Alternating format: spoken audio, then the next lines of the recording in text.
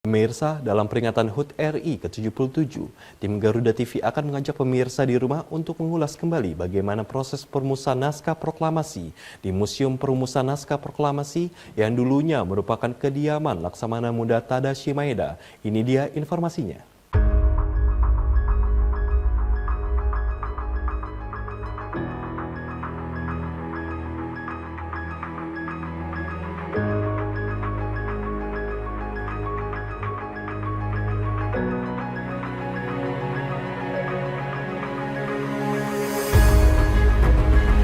Ya pemirsa, saat ini kami berada di Museum Penyusunan Naskah Proklamasi di mana jelang HUT kemerdekaan RI ke-77. Kita akan melihat bersama bagaimana sih proses dari penyusunan naskah proklamasi itu sendiri. Bersama saya Syamsul Amin dan juru kamera Ardi Syariel dan juga Samsul Rizal. Mari ikuti perjalanan saya untuk menapak tilas penyusunan naskah proklamasi Indonesia.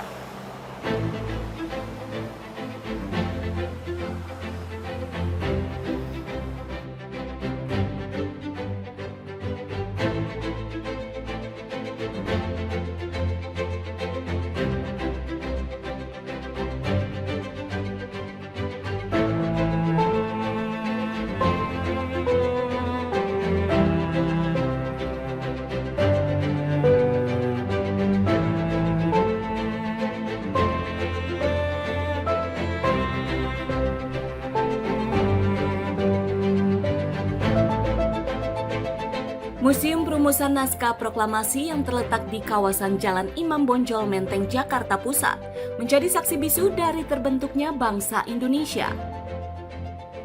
Pada saat peninggalan penjajahan Jepang, gedung ini difungsikan sebagai rumah tinggal Laksamana Muda Tadashi Maeda.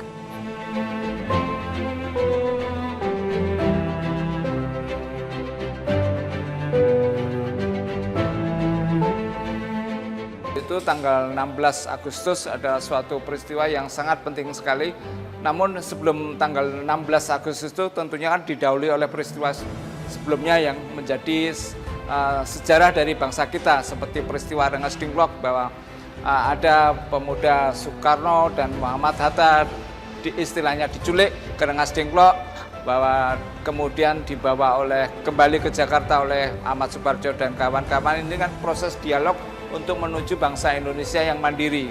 Karena apa? Memang pada waktu itu situasi yang genting pada vakum setelah dijatuhkannya bom atom di Jepang, itu kan mengalami kekosongan. Nah, pada waktu itu ada pemuda yang ingin cepat untuk memproklamirkan kemerdekaan, tapi juga ada golongan yang menahan diri, menunggu situasi yang momentumnya yang tepat. Nah, pada tanggal 16 inilah mereka kemudian istilahnya ke tempat tinggal Laksamana Tadashi Maeda, mohon izin untuk melaksanakan suatu rapat atau perkumpulan dari pemuda pada waktu itu, dan diizinkanlah oleh Laksamana Tadashi Maeda rumah tinggal ini untuk merumuskan suatu cita-cita bersama.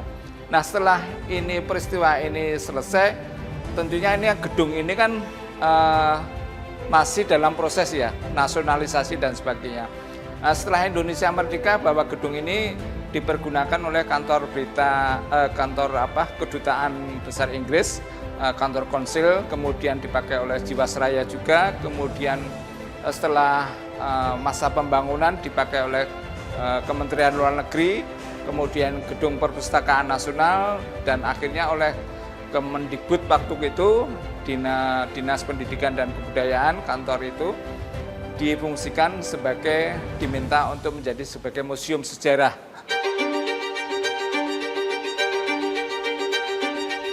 Sejak tahun 1984, bangunan yang dulunya merupakan tempat tinggal Laksamana Muda Tadashi Maeda akhirnya mulai resmi dijadikan sebagai Museum Perumusan Naskah Proklamasi. Bunker atau tempat persembunyian bawah tanah pada saat penjajahan zaman dahulu terdapat di museum ini. Ya pemirsa, di Museum Perumusan Naskah Proklamasi di kawasan Jakarta ini, saya akan mencoba masuk ke bunker, yang dimana bunker ini berfungsi sebagai tempat perlindungan pada saat zaman penjajahan terlebih dahulu. Saya akan coba untuk turun ke bawah sini.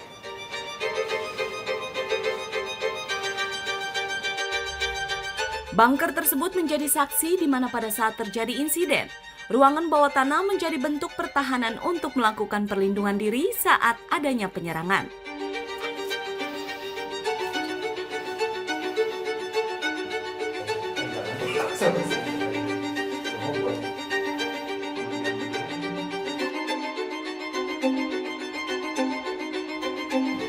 Oke, ya pemirsa, kalau misalnya saya tadi berbincang dengan Pak Dio ya, Pak Dio selaku tim pengamanan dari Museum Perumusan Naskah Proklamasi di kawasan Jakarta ini, memang ini khususnya atau dikhususkan untuk bunker seperti itu ya Pak.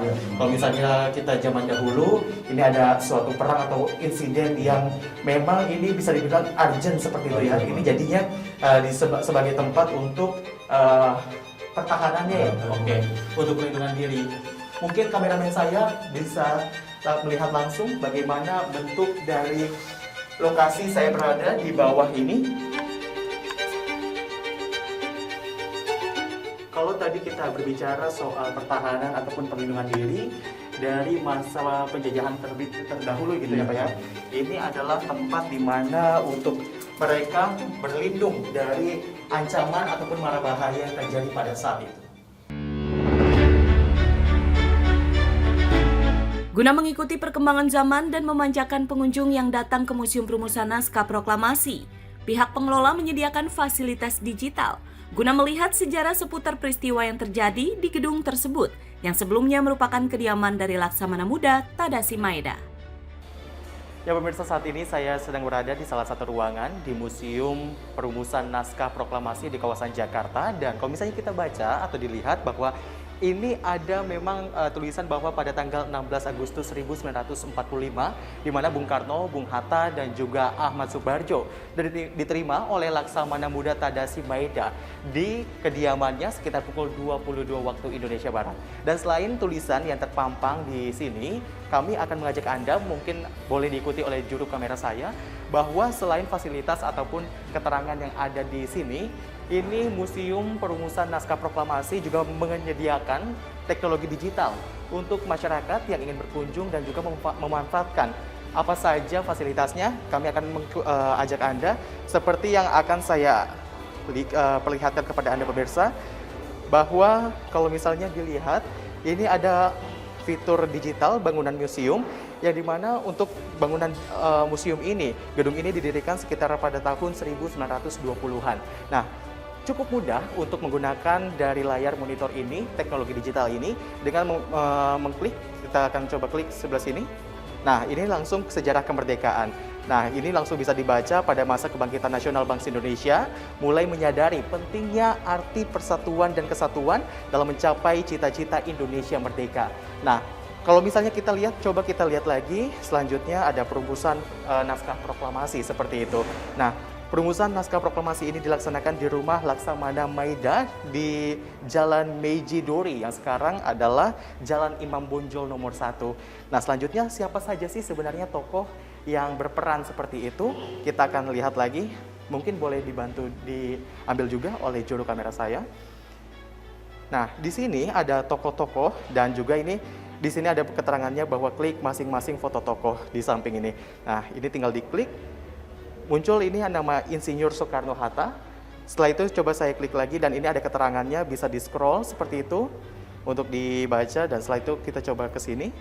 Ada Dr. Andes Muhammad Hatta, dan ini kita coba lihat di paling bawah juga ini ada Samuel Bakri. Jadi mungkin selain tokoh-tokoh yang biasanya dikenal oleh masyarakat ataupun khususnya generasi muda saat ini memang ada tokoh-tokoh lainnya yang mungkin kurang diketahui oleh masyarakat pada umumnya.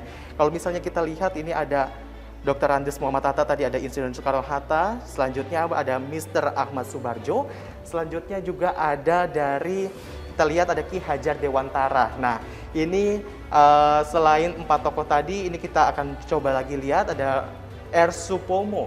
Nah, selanjutnya ada Burhanuddin Muhammad Diah. Selanjutnya ada Mr. I Gusti Ketut Puja. Ada juga Mr. Johannes Latu Harhari SH.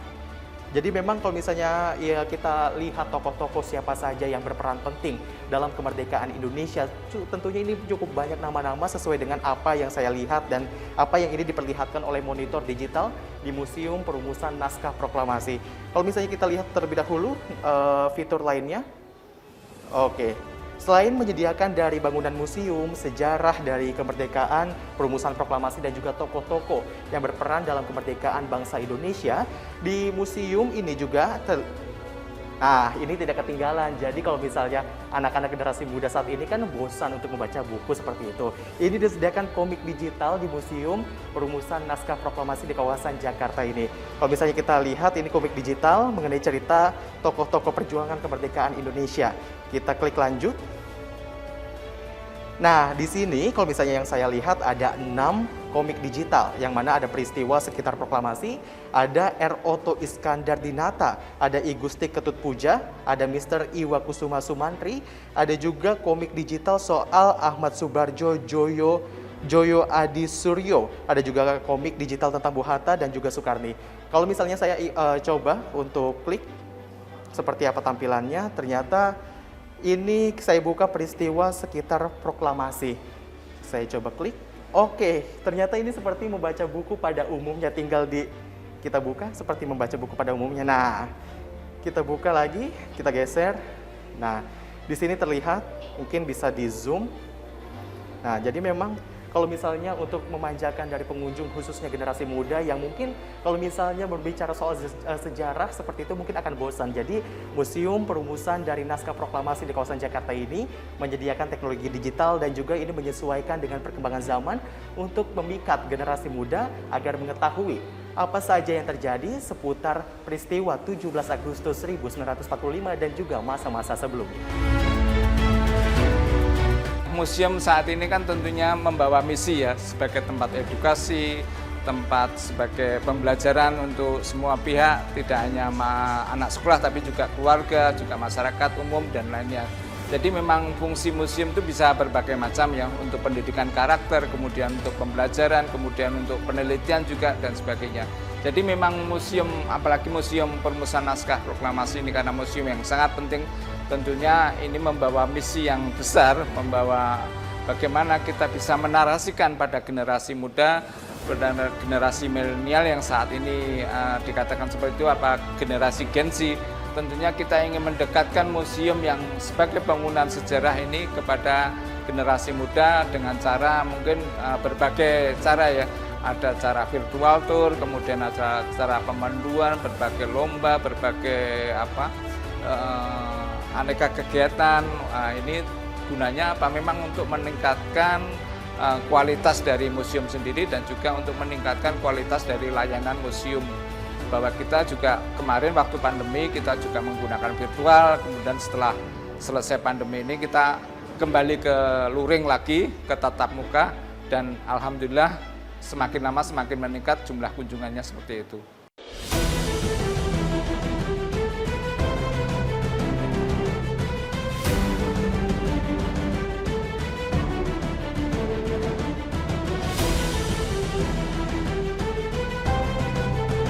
Ya pemirsa, saat ini saya sudah berada di salah satu tempat di mana tempat penyusunan naskah proklamasi 17 Agustus 1945. Nah, kalau misalnya dilihat ini ada Bung Karno, ada Bung Hatta dan juga ada Ahmad Subarjo selaku penyusun dari naskah proklamasi Indonesia. Dan memang kalau misalnya kita berbicara soal naskah proklamasi yang dibuat ataupun dengan konseptor Bung Hatta dan ditulis oleh dari Soekarno-Hatta itu sendiri, kita akan mengajak Anda untuk melihat naskah proklamasi yang ada di Museum Penyusunan Naskah Proklamasi ini.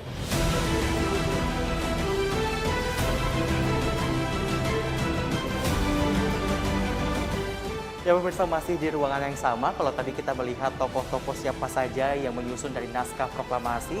Nah, saat ini saya berada di tempat di mana ini tulisan naskah proklamasi yang ditulis oleh Soekarno-Hatta.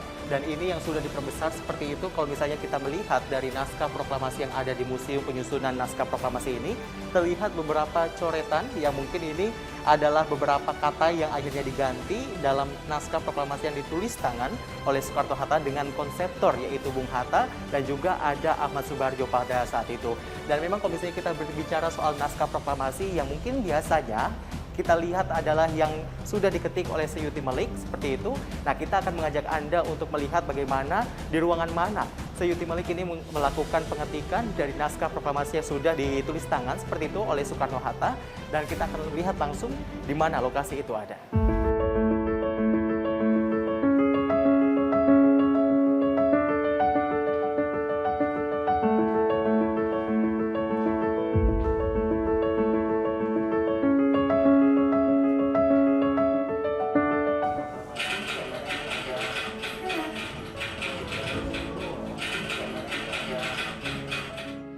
Ya pemirsa, saat ini saya sudah berada di salah satu ruangan, tepatnya di pengetikan naskah proklamasi. Di mana kalau misalnya dilihat bahwa ini ada Seyuti Melik selaku pengetik dari naskah proklamasi itu sendiri dan juga didampingi dari BM Diah seperti itu. Dan memang kalau misalnya kita berbicara di ruangan ini memang khusus untuk mereka masyarakat yang ingin melihat bagaimana proses pengetikan. Ini mungkin seperti ini kalau misalnya dilihatnya, dan kalau misalnya tadi sempat terdengar ada sound ataupun ada suara, ini memang dikhususkan untuk pengunjung yang akan melihat situasi bagaimana proses pengetikan dan juga didampingi dengan suara mengenai sejarah yang terjadi di Museum Perumusan Naskah Proklamasi di kawasan Jakarta ini.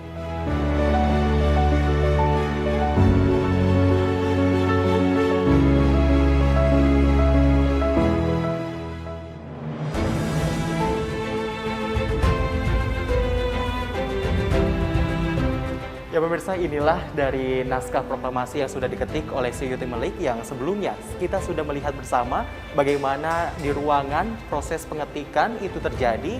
Yang sebelumnya naskah proklamasi itu sudah ditulis tangan oleh Soekarno-Hatta dengan konseptor yaitu Muhammad Hatta sendiri dan juga dihadiri ataupun didampingi oleh Ahmad Subarjo. Dan kalau misalnya kita melihat dari naskah proklamasi ini merupakan salah satu wujud nyata ataupun merupakan sejarah bagi bangsa Indonesia bisa merdeka di 17 Agustus 1945. Ya pemirsa, itu tadi laporan kami dari kawasan Museum Penyusunan Naskah Proklamasi di kawasan Jakarta. Syamsul Amin, Ardi Syarial, Samsul Rizal, Garuda TV melaporkan.